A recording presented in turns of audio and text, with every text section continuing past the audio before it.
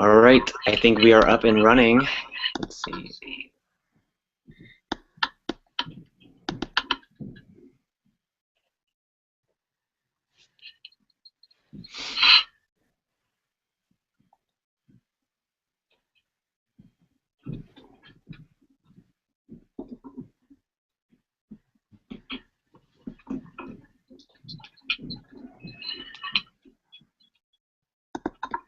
All right, I think we are up and running. Okay, we're definitely good now. I guess I can hear myself.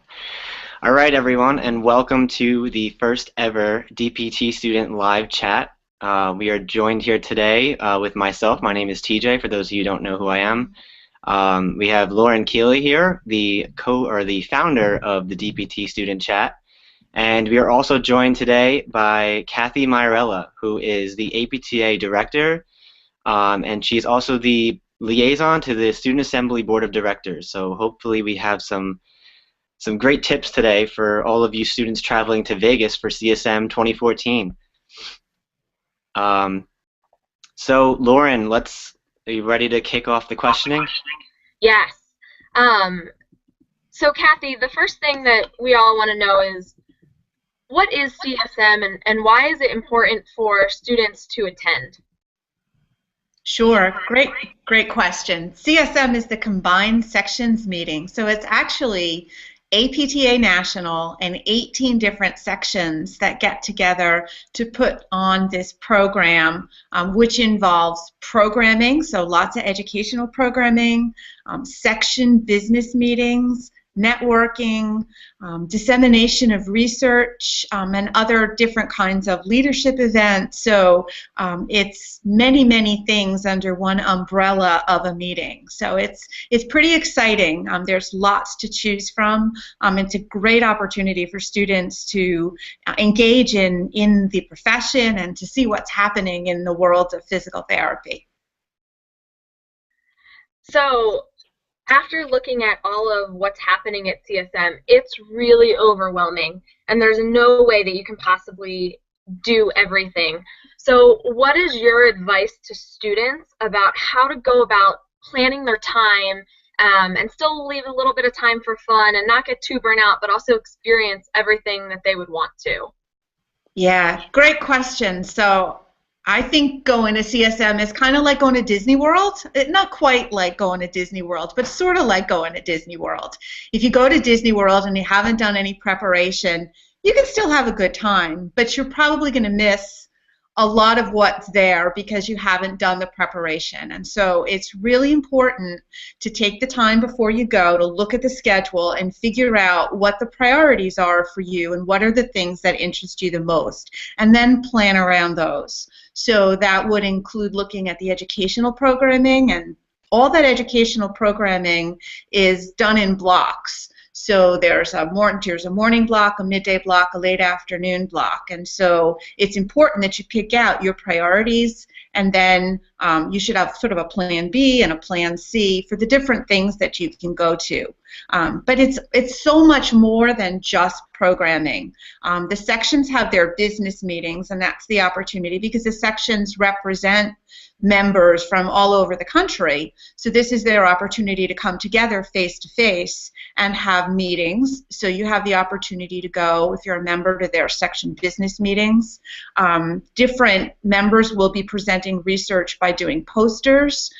There's an exhibit hall which is filled with vendors and recruiters and booths representing the sections and APTA booths where you can just walk through, and it's like a large exhibition. So how do you begin to choose? I would go to the many resources. First of all, there's the CSM app, which it has almost everything in the schedule on the app. You can also go to the APTA website and really try to get an overview of what programs are that interest you, and then build from there. I think it's really important that you do also take advantage of the opportunity to network and to connect with people and to go to receptions and plan from there. And then, as you said, it's really important that you also take care of yourself and not try to do so much that you are exhausted and can't really enjoy your time there and won't enjoy yourself when you come back home to real life. Yeah, That's a lot of great advice. yeah, that's a lot of great advice. So one thing you mentioned was networking, which is one thing that I love doing, and I'm really excited to meet some of the people that I've connected with on Twitter in person.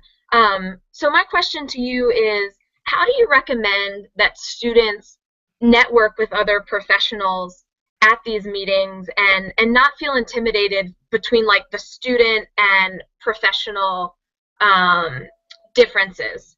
So, I mean, do you recommend that we have like networking cards or just kind of go up and introduce yourself? What's your advice for that?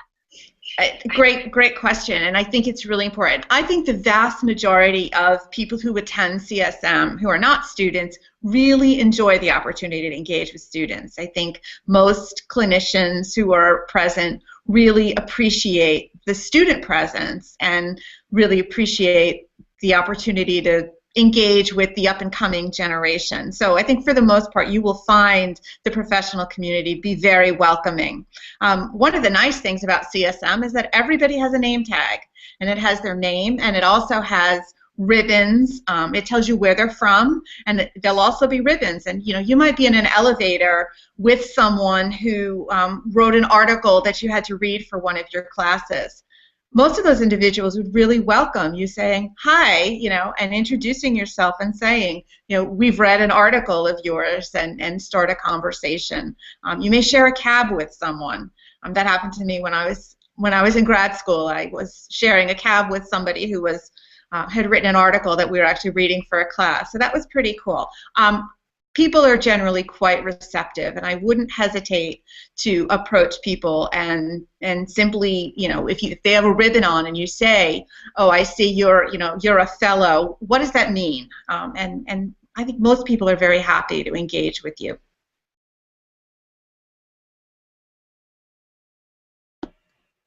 That's great. TJ, Thank do you you so want much, to go Kathy. and ask Kathy some of the questions that are coming in? Yes, we have a few questions from Twitter.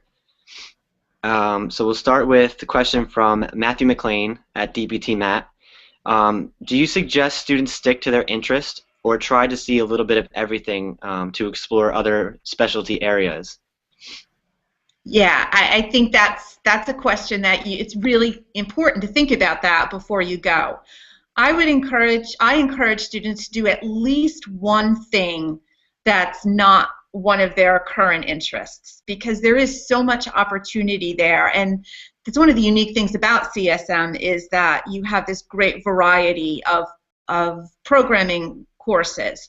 Other courses throughout your career you may choose to go to because they are in your area of interest, but you're not committed to any choices, and sometimes it's the serendipity of wandering into a course that you really would not have expected, and it turns out to be something that you really enjoy. So I would encourage you to try at least one thing. If you're following mostly sports medicine tracks and there's an oncology program, or something that's in the policy area, I would absolutely encourage you to do at least one. Great. So we have another question from Jennifer Kick at Jen_Kick. Jen wants to know, what are the special interest group business meetings all about, and are they beneficial for students to attend? That's a really good question. So there are 18 different sections, and they're very different in size and scope in what they do. All of the sections, you can look at their websites and learn what they are. But the business is actually what the sections themselves are doing, and I'll try to give you some examples. The orthopedic section, for example, is working on clinical practice guidelines. So the business meeting is about how the members organize themselves to determine what the priorities are for the section to work on. So it's an opportunity to see people who are experts in the area, but also to participate in the decision making around the section. Does that answer your question? Yeah, that's great. I think that was good, yes. Okay. students are encouraged to go to those section meetings, correct? Um, Now, I think it really is dependent on the sections. Section meetings are for members, so I think it would be important for you to ask the question. You know, I don't think that sections would necessarily exclude a student who wanted to attend, but I think it would be important just to clarify that. And you could ask, you know, you could just walk in and say, I'm a student, and I'd just like to attend the meeting, and see. Some sections may limit their business meetings to member. You could be a student member of that section, but they may decide to limit to their members, and that's their prerogative if they do that. But there's no downside to asking the question.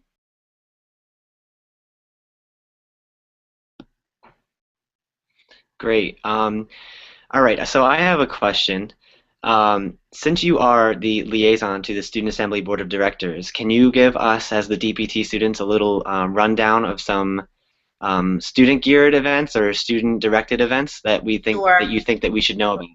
Yes, I can tell you that the Student Assembly Board is meeting on Tuesday morning, and part of their meeting is open to students, so you can get that information about the portion that and that's the group that determines what the students are actually doing within APTA. So that's an alternative for you. There is a Student Assembly Forum on Tuesday evening, and that is specifically designed for students. There'll be a panel talking about different issues that are selected by the students, and I think this year we'll be talking about PT Pub Night. We'll be talking about dry needling. So it's a real gamut of topics that we'll be talking about. So I think that's really important. There's also going to be a bylaws vote, which I know some students aren't going to be terribly interested in that, but it is really important to determine your own future. So I would go to the forum. There's a Student Assembly meet and greet as well. Student Assembly has also put out their student guide, which is available. It's on the website, and you've probably been able to access it through other email and other social media venues. But students have identified many of the activities that are really appropriate for students, or especially geared to students. Absolutely, yeah. I think it's definitely important that the students are aware of these events, especially the bylaws vote. We need students need to be there for you know, for their student assembly. They need to participate, and we need to vote for what we feel is right. So if you feel like you want to have a voice and you want to have a say in what's happening with our student assembly bylaws, you should definitely be there. And we will for sure be tweeting out the details of that event. And you should also follow at APTA-SA on Twitter to follow any updates or student events. And also, Kathy spoke about the CSM app. So if you haven't already gotten that, definitely get on that, because the CSM app will update to the minute. So if there's room changes or anything like that, you want to be aware. So let's go to back to the Twitter feed. So Micah Weber, or at DPTMDW, wants to know, since some of the session topics cover 2 blocks of time, if he attends part 1, should he plan to attend part 2 for sure? Are they? Is it necessary to follow each of the programming that have different parts? It's not necessary to do that. Sometimes it's nice to have a program that has 2 parts, because you can go to the first one and see if it's something you want to continue with. One of the great beauties of CSM is that, again, you're not locked into anything, and that you can explore different areas. So if you go to the first part and you really enjoy it, absolutely you'd want to go back for more in part 2. But you would still benefit from having attended part 1 even if you don't go to part 2. So you can be flexible with that. Okay, great. So another thing that you and I actually had the chance to talk about is management. You had told me that because of the size of the hotel, walking distance, even from the front of the hotel to exhibit hall, is quite a haul. So Why don't you tell the DPT students a little bit about that and some tips for staying on time and showing up at programming on time? Yes, great question. So CSM attendance is probably going to be about 10,000 people. So that's a really large group of people that are going to be moving around and going from place to place. I also was told that to walk from the front of the Venetian back to where the exhibit hall at a fast clip is a 14-minute walk. So that means that things are pretty well spread out. And you're going to need to make sure that you leave yourself enough time to get where you need to go. I talked about some of the beauties of CSM being that you're not locked into a program, but what it means is that the sections and APTA staff do their best to predict how many people will be in any one room. But the challenge is that that's not foolproof. Sometimes they underestimate and sometimes they overestimate. So rooms do close. And they have to close if they're full. There are fire laws, etc., that you can't just keep cramming people into a room. So if there's a program that you really want to go to, make it a priority and be sure that you do get there early. It tends to be people that don't leave enough time that may get closed out of a program. It's another reason why it's important to have a plan B or a plan C in case it does happen to you. There's lots of other alternative programs that's great. But if there's something you really want to go to, it's important to make sure that you're there early. If you need caffeine in the morning, make sure you leave enough time to get your caffeine because the coffee lines can be really, really long in the morning. And if you're standing on a coffee line, you could potentially get closed out of that morning program. So I am a big fan of Starbucks Via Packs in my room. It gives me my caffeine, and I can get through the morning without standing in a coffee line. Yes, that's definitely a great tip because as PT students, we definitely love our caffeine. So for those of you that need your coffee fix in the morning, plan to wake up a little bit early because the lines are definitely long. I can speak from experience in past conferences that you will be waiting. So plan accordingly for that. So let's jump back to the Twitter feed again. We have Tyler Tracy at TylerTracy10. He wants to know if you know what the projected attendance is for CSM 2014, or perhaps maybe the student projected attendance. I don't know the student attendance. I've heard that the overall attendance is probably about 10,000, which is on track to be record attendance. We never know because on-site registration also occurs, so we don't have final numbers until CSM actually happens. But it is on track to be probably the largest CSM ever. And this meeting has continued to grow over the past couple years. It is quite an exciting buzz that's been created by this meeting, and it just keeps sort of snowballing and attracting people, and people just want to keep coming back. So that's exciting. Yeah, that's great. It's great to see people are obviously catching the bug or drinking the Kool-Aid or whatever the phrase is. So we're gonna go on with the Twitter feed again. So DPT Matt or Matthew McLean wants to know, can he bring his computer into lectures to take notes, or is a pen and paper advised based off a noise from the computer, just to, I guess, for courtesy's sake?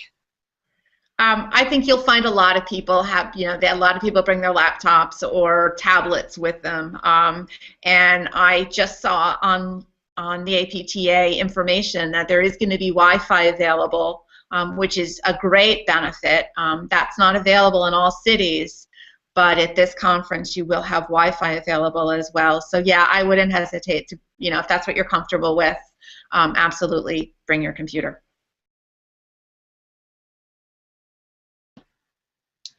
Great. So, we obviously are all traveling to Vegas for CSM. But do you suggest that we take time out of our day to sort of explore the city as well, or should the students be focused on what we came to do, or should there be some downtime to kind of have a little bit of fun? Physical therapists and physical therapist assistants who are active in APTA, have a reputation for working hard, but also for playing hard. And I think that if you're going to take the time to travel to a city, or a state, especially if you haven't been there before, you absolutely should make some time to do something that's unique to that location. And that shouldn't be too hard to do in Vegas. I think it's important that you not treat a conference experience as being the same four walls of a hotel that could be in any city in any part of the country, but that you really should try to find some time to do something unique to the area. So yes, I believe you should have some fun. That's what I like to hear. I feel like physical. I mean, we have a networking event based upon beer on Tuesday night, so that should be fun. Yes. Yeah. Oh, Lauren, how about this might be a good time to sort of announce the DPT student event that we have going on. Oh, yeah. So we have a DPT student tweet chatters event happening on Tuesday evening at 5:45. It's going to be right after the voting for the student assembly, and we are going to head over to Bourbon Room, which is in the Venetian, and I will tweet out the Facebook event link so that everybody can RSVP. And this will just be a great way for us to kind of meet in person and put a real face to what is an avatar on Twitter. Yes, it's always nice to meet those faces in person. And more than just on a Google Hangout. Absolutely. Kathy, what other suggestions do you have for students to kind of to get the most out of this experience? Anything we haven't talked about yet? And also, if you're listening and you have questions for Kathy, please feel free to tweet a question with the hashtag DPTstudent. So I think one of the things that's really important to really get the most out of a conference like CSM is, especially if you're going with a group of your colleague students from your program, is to try to reach beyond the borders of the people that you already know. It's a great opportunity to connect with other people. I mean, you can meet people who potentially, can be your colleagues for the rest of your professional lives. So don't miss that opportunity. Make sure that you talk to some people that you don't know. Practice your skills in striking up conversations. Don't miss those opportunities. Kathy, do you suggest, and Jerry, you can pop in on this as well, do you suggest that students have a business card of sorts if they want to keep in touch with somebody that basically just says, their name and contact information? Do you feel like that's a professional thing to have? I think it's a good idea. I don't think it's necessary, but I think it's a nice idea. I think it makes it easier for you to very easily share your contact information. Trying to record somebody's email address or the like is maybe a bit challenging if you're fumbling for a pen. So if you can hand out your business card and just exchange a business card, it's certainly a nice thing. It's not a necessary thing, but it's nice. So since we now have Jerry Durham here with us, so how are you, Jerry? I'm well. How are you guys doing?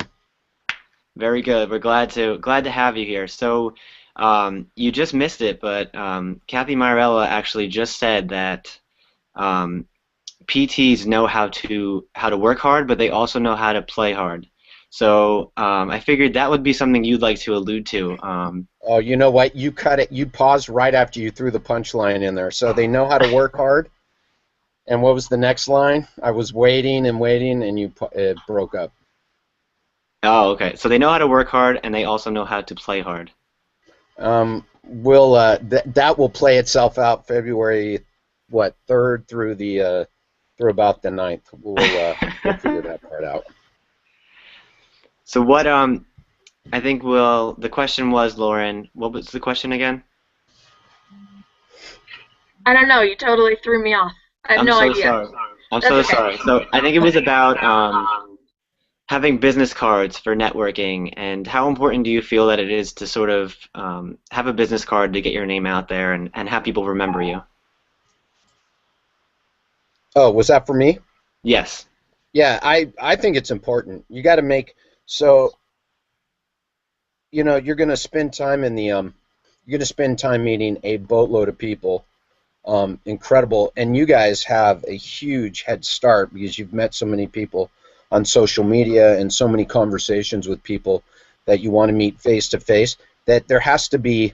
What I do is, I bring something to hold all the cards I collect in, and I might make a note on them, and then I'm going to make a note on it to put a face to a name, and the people I want to follow up with, I'll follow up with, and it's almost like instantly adding people to your Rolodex.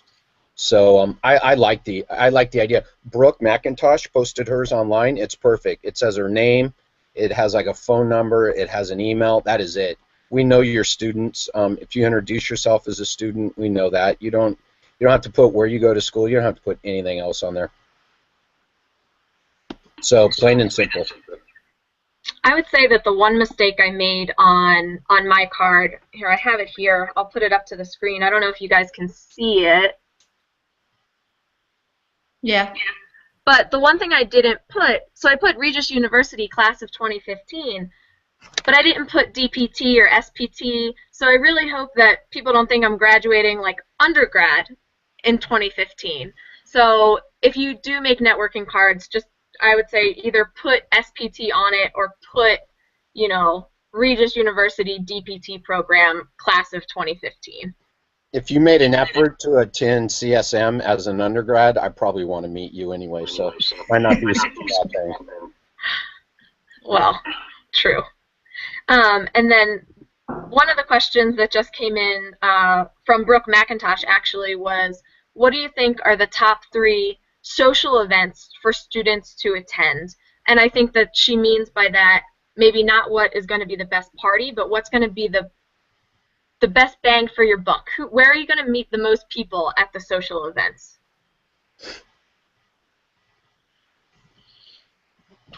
I'll defer till I hear other suggestions.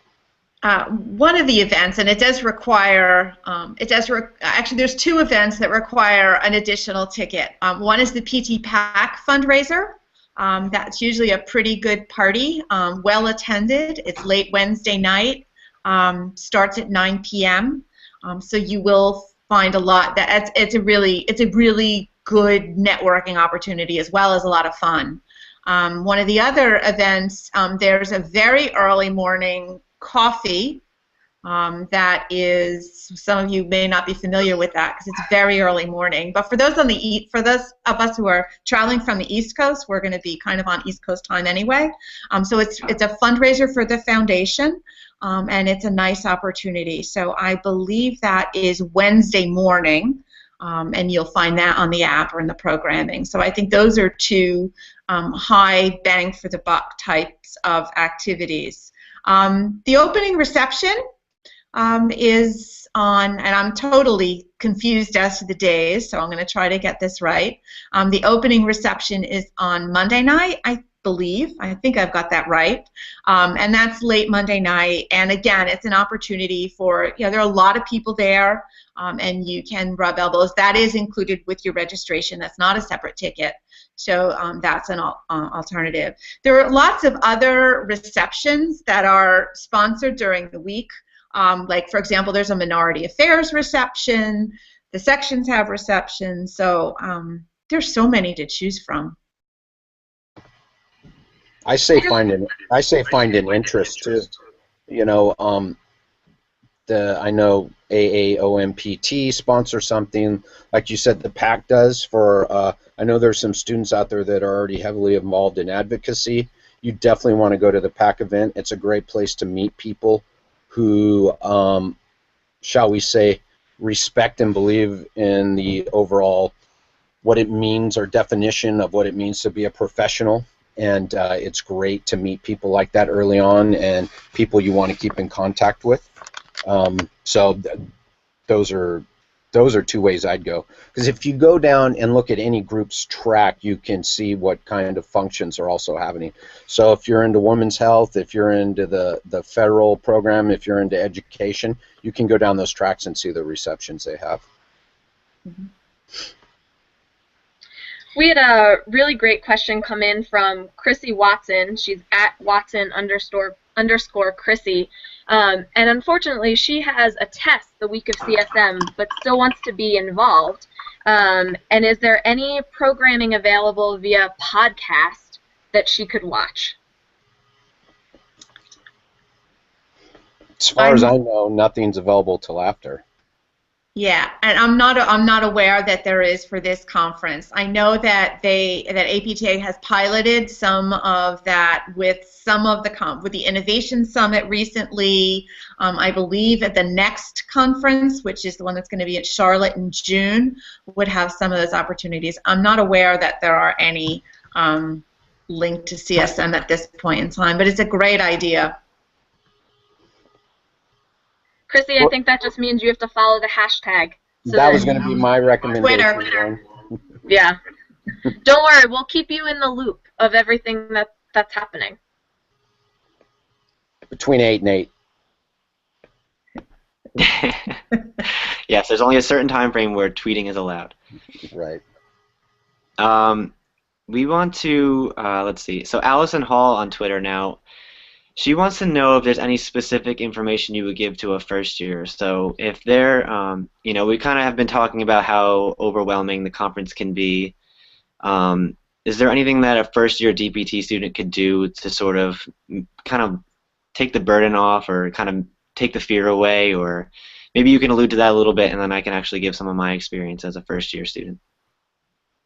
Sure, I'll go back to my Disney World analogy. I think just realizing that you're not going to be able to do it all, that you're going to be able to pick and choose some things that are really going to open your eyes to this exciting profession, and knowing that, having the confidence that you're going to be able to do that will help you a lot, and to not be overwhelmed. TJ, I'd love to hear what your experience was.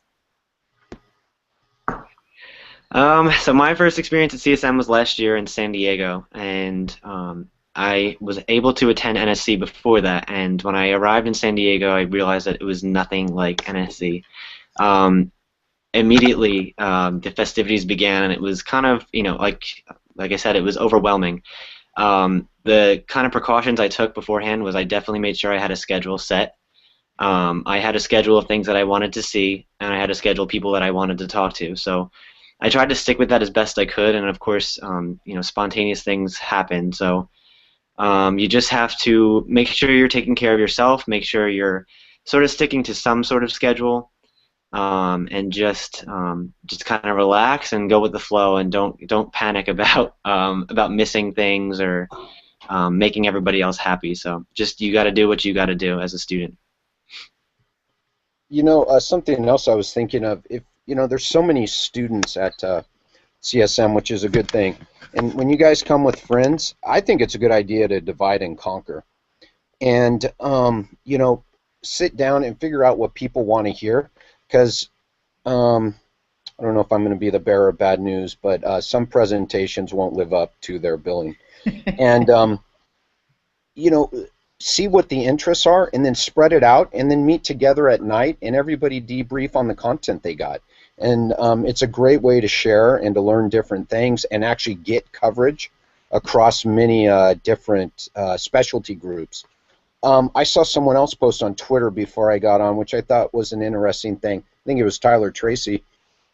CSM could be a great place to go, look, I'm going to go to the student conclave. I'm going to go to this other conference. I'm going to follow a track of something that I am interested in that I'm probably not going to get somewhere else. I thought that was an interesting take. Instead of going to CSM and doing an ortho track, and then going to a AAOMPT and doing a conference track, and ortho track, and then going to another conference and doing the ortho track, do something at CSM that's a little different. Health policy, and I'm not just plugging my talk on Thursday morning at 8 a.m. Health policy has a great track, and there's some interesting stuff. I love to read. I always go down the tracks of things I think I'm doing the quotes thing, the things I'm not interested in, because there is always something in there that looks interesting. Yeah, I kind of feel like CSM is a great time to branch out and explore different areas.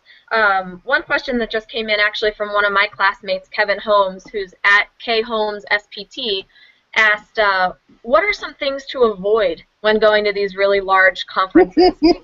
we talked about all of the things to do, but what are some things that we shouldn't do?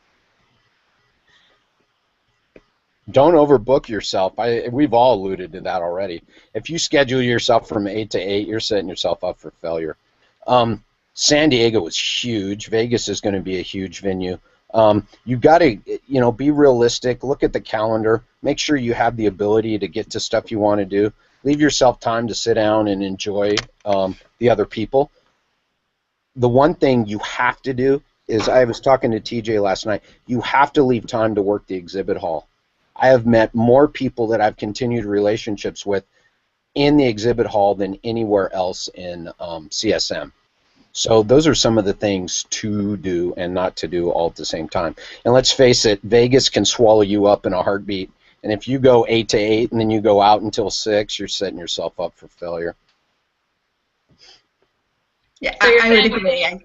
I think you really need to you have to know what works for you. And it's, it's fine, you go to a conference, you sort of live on adrenaline and it's all good. But then you really want to make sure that you pace yourself a bit and that you're able to, to take care of yourself, basically. Eat well, try to exercise, wash your hands, all the mom advice. Don't lose track of that. Take care of yourself. That is, I agree with that 110%. So you're saying we shouldn't try and win our tuition at the blackjack table? Not tuition, we're paying off student loans at the craps table. Get it straight, Laurie. Sorry. And by the way, if you're good, you can do that in about 15 minutes and still make your next scheduled function. No, I'm sure I'd go more into debt doing that than. Yeah, I think I'll stay away from that one. Yeah.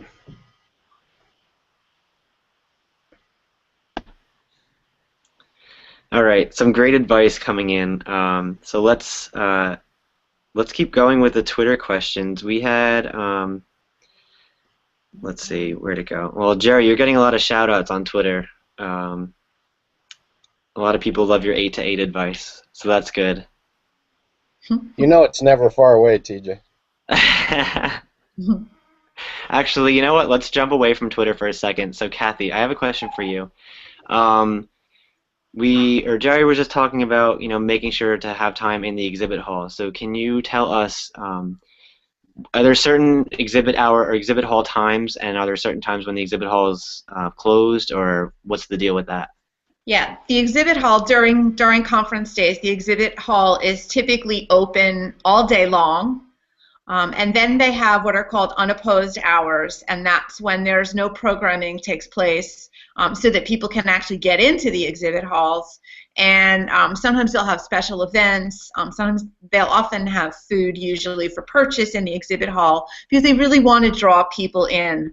The exhibitors are people who pay to be at our conference, and they support our conference. So it is really important that they see people in the exhibit hall, and that we support our vendors. And they often want to talk to students. Most smart vendors will realize that even if you're not in a position to buy equipment right now, within a few years you will be, and it's an opportunity for them, to establish a relationship with you. So if you really want to get one-on-one time and talk to a vendor, it's better to actually go when it's not unopposed time. When unopposed time is when more people are in the exhibit hall. But you can go early in the day, you can go later in the day if you're not in a program, and you can, the vendors really like to see you then, and you can have a more in-depth conversation if that's something that interests you. Hey, real quick follow-up to that, TJ. Lauren was posting about residency programs and asking questions. Get a list. There will be a list of all the vendors, and I guarantee you something, just to use follow-up Lauren's example, there will be every residency program in the country will be in the exhibit hall. And it is an awesome opportunity. Then if Lauren, wanted to visit every one of them, she could grab the list of all the vendors, make sure she knew where all the residency people were, and talk to people face to face about this. So there are so many different, every EMR under the sun is there. Residency programs, there's book companies. I bought books. I end up buying a lot of books at conference in the past. So there are so many different things to do while you're in there, and it's not just selling equipment and things like that. So there's a lot of value in the exhibit hall too. This is a really good question that we got from Matt McLean, who's at DPT Matt, and he asked, when's the best time to read posters? Before the presenters are there, so that you can generate questions. And that's a really good question, because I also didn't really understand how the poster presentations necessarily worked. Could you guys talk a little bit about that? Sure. The posters are there and available for you to look at during designated hours, but the poster presentations are then listed in the program or on the app for when the actual authors are there to talk with you. So I can see that there would be benefit in looking at the posters sort of independently first, and then perhaps going back when the authors are actually there. It really depends on your style. If your learning style is to be able to look and digest the information in your own way and not necessarily be biased by a presentation, it would make sense to not go when the presenters are there. But if you really want to have somebody describe to you what they did and be available to answer your questions, then it makes sense to go during the poster presentation hours. There are a lot of posters, and there's a full list available. So again, it's a really good idea for you to look through the list and check off the ones that you really want to get to. I don't think it's physically possible to just peruse the poster area and actually get to all of them. I don't think that's possible. Yeah, neither do I. But man, there's some great stuff there. Every year I end up reading something and end up talking to some author that I had no idea I'd be talking to them. I put a lot of value in reading through as many of those as I can. And it's usually part of the exhibit hall too. It's usually the back half or side of the exhibit hall. So it's a great place to take a walk. Kathy, can you talk to us a little bit about what your position is as the Student Assembly liaison, and then can you also tell us some of the Student Assembly happenings that are going on at CSM that we should be aware of? Sure. My role, I'm elected as one of the 15 members of the APTA Board of Directors, and our work is determined. We all get assigned to work with different groups. So I have, and I truly mean this, the great privilege of being the liaison to the Student Assembly. So the 10 members of that board are elected by the students, and I get to sort of help them negotiate their way through getting things done in the year of their office. So it's a great thing. I have to say that the role of students is highly valued within APTA.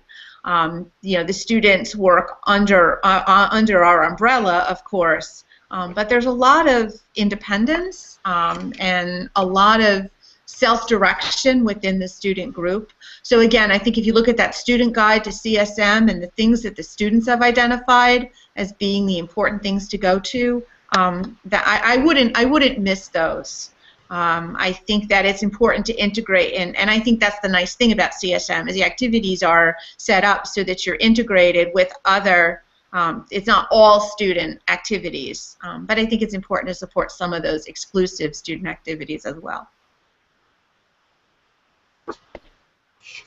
All right, great. So we already kind of touched upon, activities sort of outside of the conference. So Jerry, since you kind of know the area, is there anything that you suggest the students sort of see, or is there any sites that people should be seeing when in Las Vegas? Did you really just ask me that question, too? I'll tell you. Get off the strip and get downtown. There's a great place. I'm going to pump a place right now. If you're old enough, and I believe you're all over 21, there's a great place downtown called Insert Coins. It's a great place full of old school video machines and video consoles and they also tend to serve adult beverages. So, you know, you can get to Red Rocks. Man, God bless anybody who could bring their mountain bike and get out to Red Rocks, because that place is incredible. What a great day you could have out there. It's probably going to kill some of your conference time, but if you're there on Thursday and Friday and or Saturday, get out to Red Rocks. And if you're not familiar with that area, look it up online before you get out there, because it's incredible. But as far as anything else, Vegas is Vegas. And if you're going to be in Vegas, in town, there's not a lot more to do than the things you probably already think you're going to do. But it's a great place. Don't get me wrong. Well, don't get me wrong. We did CSM there before, and it was a great time because you get to have all those people in one space. And I think San Diego did a good job of that too. And it's a great time. So people aren't going far out in their own way, in their own direction, and you have more than one opportunity to meet up with people. I've already got 3 or 4 meetings set up on Tuesday, and it's just so easy to do in Las Vegas because there's always 1 or 2 places right there where you can meet. San Diego was a little spread out if you wanted to meet people outside of the convention center, but so there are a handful of things to do. TJ, let's talk about the events that we know that are happening that were planned by students. So I mentioned earlier, but we're having a DPT student tweet chatter meetup on Tuesday at 5:45 after the student assembly bylaw votes at the Bourbon Room, and it's in the Venetian, so that should be pretty easy. And then immediately following that, there is a CSM PT Pub Night, and we will post the links to both of those events on Twitter. TJ, is there anything else that you're planning to go to?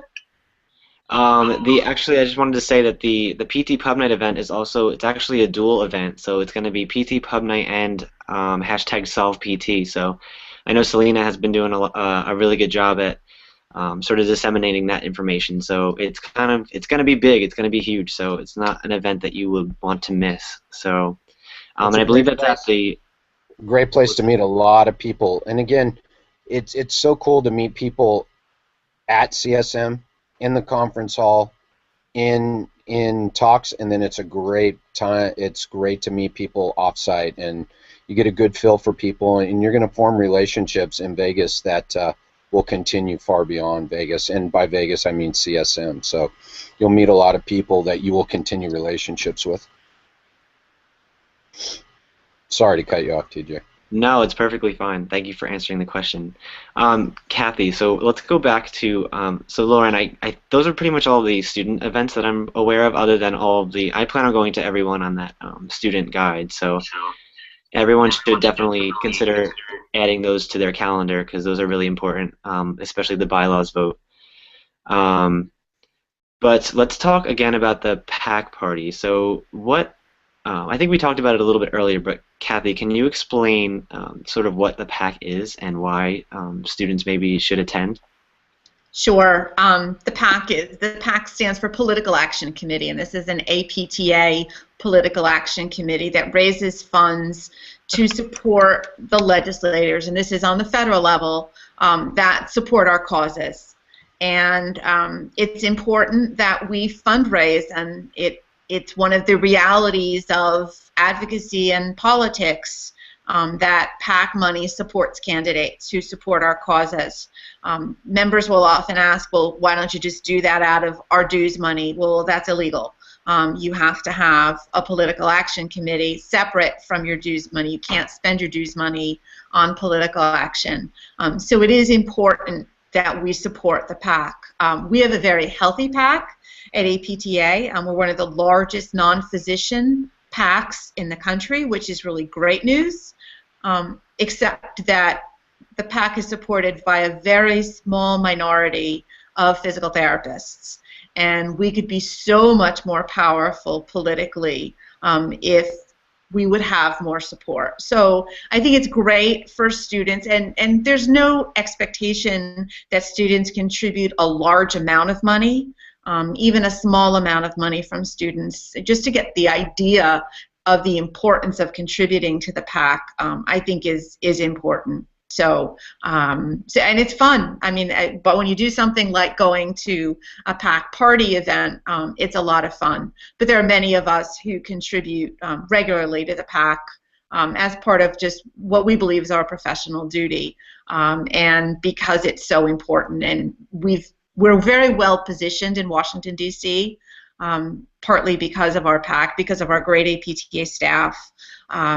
So this is a great opportunity to sort of understand what the PAC is and to start beginning to contribute. There is a student recognition level. I believe it's called Student Stars for students who do contribute to the PAC on any level. So I strongly encourage that. Great. And do you know the status of the our students? If they didn't buy a ticket yet, are they still able to get into the PAC party? Do you know if it's sold out yet?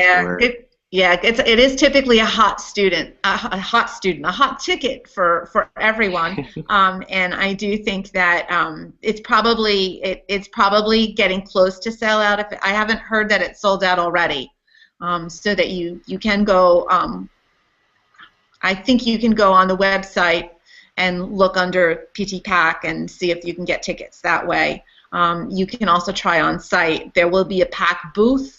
It's another booth that's available in the exhibit hall, and you can buy a ticket there. It's worth stopping at that booth in the exhibit hall because they're a great group of people to learn about the PAC and to learn about advocacy, even if you're not going to go to the event. So look for them in the exhibit hall.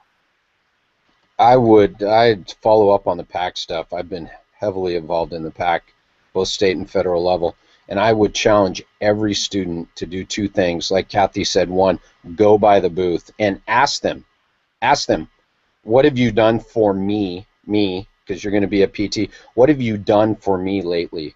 And if you've got an hour or two, they will tell you what they've done for you. Then when you get done with that discussion, figure out why you can't contribute $20 to $40 towards your profession and use that. And I challenge every student to drop $20 to $40 at that PAC booth this week, and see what can happen to your profession on the federal level. So I've made the mistake of challenging people in the past, and they raised far more money than I thought they would, and I matched it, so I'm not going to throw that challenge out.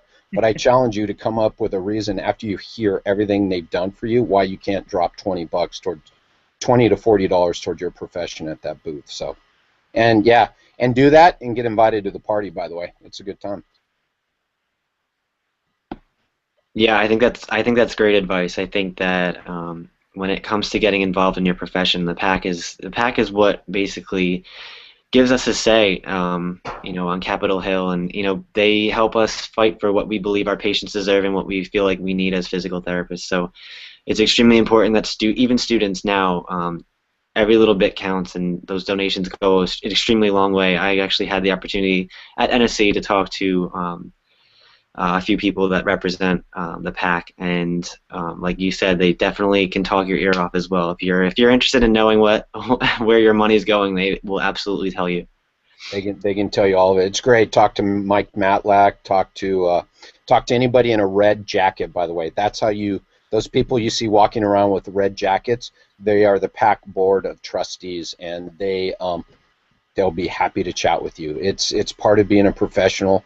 You can call it a necessary evil. I don't, but some people do. You can call it whatever you want. It's the rules. Learn the rules and play by the rules, or don't. But it's part of the rules. So that's what's moving our profession forward also. All right, let's move back to the Twitter feed for a few more questions. So Chrissy Watson again, at Watson_Chrissy, wants to know, she remembers hearing about opportunities to volunteer at CSM as a student. So Kathy, maybe you can allude to that a little bit. Or what are some of the student volunteer opportunities? That is a good question. Again, the CSM is a combination of APTA and the different sections, so many of the opportunities do come directly through the sections, and you could contact the sections directly. I would also check with Student Assembly and see if they have any information on volunteering. Student Assembly has a booth in the exhibit hall, and they are very happy. There's always somebody there from the Student Assembly Board that can help you find opportunities. So I would absolutely use them as a resource. They usually have a pretty good position in the exhibit hall. There's usually a large APTA exhibit within the exhibit hall where they sell all kinds of cool APTA merchandise and stuff. Student Assembly is usually right near there. So I would head, if you're looking to volunteer, once you're on site, I would go there and see what they can find for you as well. And Chrissy, I also remember, I'm not sure if you're a first year or a second year PT student, but I remember getting an email several months back asking for CSM volunteers, and they would help pay your registration if that's what you were looking for. So there are definitely opportunities for that. And then also the AOMT Student SIG is also looking for volunteers to help with the AOMT booth, and you don't need to be part of the SIG to do that. So I can post that link as well. We're basically just signing up via Google Docs. And if you are a member of the APTA, which you absolutely should be, and if you are in any, or if you're a member to any of the sections, they often send out emails asking for student volunteers. So if you, maybe not for this conference, if for a future conference, you know, if you do sign up to be a member of those sections, they'll definitely send you emails and ask you to volunteer. So there's so many opportunities for volunteering. Hey, TJ, I just thought of something else. You had asked a question about what to do in Vegas. There is, for everybody who's aware, and I know they are, Zappos is stationed in, it's their corporate headquarters and their distribution center. Zappos, Tony Shea. You can get a free tour of Zappos, and it is an incredible tour. You want to talk about a business and learning about a culture, and if you're interested in business at all, that is a worthwhile trip one of the days while you're at CSM. I would reach out to them this week, and without a question, you're going to be able to get a tour at Zappos next week. So there's something else to think about while you're in Vegas. I actually wanted to jump off the stratosphere. That's something that I'm thinking about doing. Yeah, good luck with that, dude. I hate height. I'll stand down below and watch you come down. I'll give you a high five as you right before you rebound back up. There you go. All right, so we are sort of coming down to the wire with time here. So we just wanted to, before, I guess we'll do a wrap up, but just before we do that, just wanted to remind everybody that Jerry's Twitter handle is at Jerry_DurhamPT. So if you don't follow him on Twitter yet, get on that. Kathy's is at Kathy Mairella. Lauren's is at LaurenRSPT, and mine is at TJ_Janicki. So definitely watch the Twitter feed for those names, because you will definitely be seeing tweets. So if you're not attending conference, that's a great way to stay in the loop. Lauren, did you have anything you wanted to add before we kind of wrap up? I really wanted to thank Ryan Duncan, PT. He's at Ryan Duncan PT on Twitter. He was basically helping us out with the hashtag and answering questions as we were talking about it, and giving some tips as well. So that was really helpful.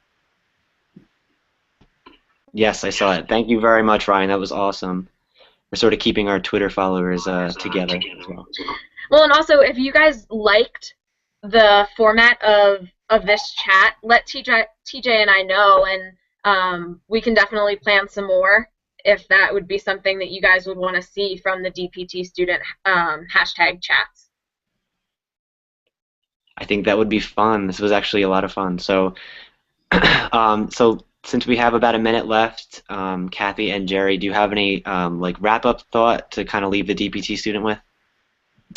I just want to say thank you. Thank you for being engaged.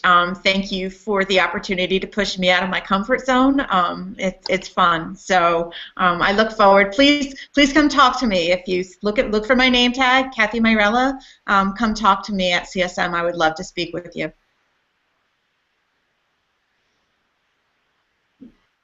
Me? Is it my turn? It's your turn, Jerry. I think you guys know I love engaging. No, I love finding DPT students to engage. And you guys, it's a cliche, but I'll say it a million times. You guys are the future, and again, the engagement that I've had with the DPT students versus PTs who have been out, I'd much rather be engaged with the DPT students. So I commend you guys a lot for doing this and for being involved and pushing the envelope for some of these other people to get involved. It's a profession, and if you want to, if you want an 8 to 5 job, then go work at a coffee shop. But this is a profession, and it's only as good as the people that participate in it. And you guys are doing an awesome job. I know there are other people involved on Twitter and stuff, and you guys are doing an awesome job in getting people engaged. That's why I love having conversations and helping you guys out, because you're great for our future.